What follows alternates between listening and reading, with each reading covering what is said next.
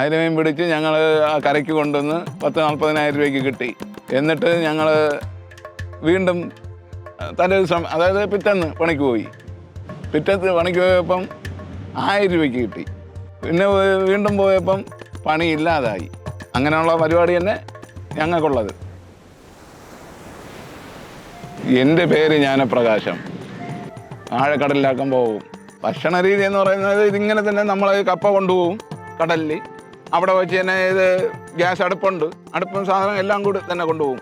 അവിടെ വെച്ച് അതിനെ വെട്ടി മുറിച്ച് അവിടെ വെച്ച് തന്നെ വേവിച്ച് മീനും കറി വെച്ച് തിന്നും. ഞാനൊരു മുക്കു സമുദായത്തിലുള്ളതാണ്. അപ്പോൾ എൻ്റെ അച്ഛൻ മത്സ്യത്തൊഴിലാളിയാണ്. നമ്മുടെ കമ്മ്യൂണിറ്റിയിൽ എല്ലാവർക്കും നമുക്ക് എന്തൊക്കെ കറികളുണ്ട് എങ്കിലും, അതിപ്പോൾ ബിരിയാണി ആയിരുന്നാൽ കൂടെ ചിക്കനോ മറ്റെന്തെങ്കിലും ഡിഷ് ഉണ്ടെങ്കിലും ഫിഷിനോടുള്ള ഒരു ആഗ്രഹവും ഇഷ്ടവും അത് ഒരിക്കലും മതിയാവത്തില്ല ആർക്കും. എനിക്ക് ഏറ്റവും ഇഷ്ടപ്പെട്ട മീൻ ചൂരയാണ്. പൊള്ളിച്ചും കഴിക്കും, പൊരിക്കും, പിന്നെ കറി വെച്ചും കഴിക്കും.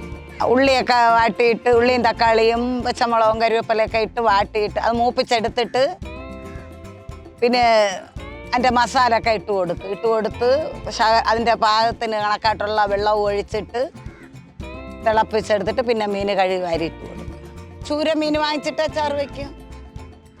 കൂടുതലും അച്ചാറിന് ഇതായത് ചൂര തന്നെ.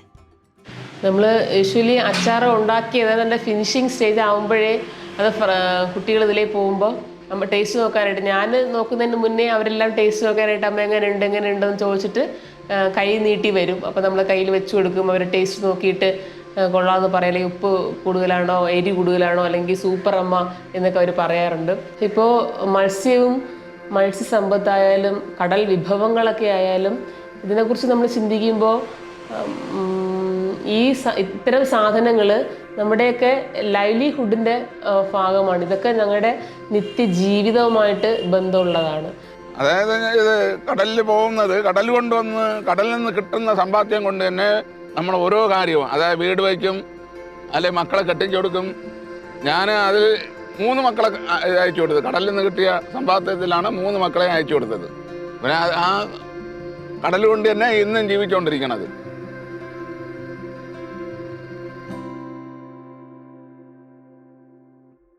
എനിക്ക് ഞായറാഴ്ച എന്ന് പറഞ്ഞാൽ ഇറച്ചി തന്നെ വേണം. അന്ന് മീൻ എനിക്ക് വേണ്ട. ഞായറാഴ്ച എന്നുള്ള ഒരു ദിവസം ഉണ്ടെങ്കിൽ ഇറച്ചി വേണം, അത് നിർബന്ധം.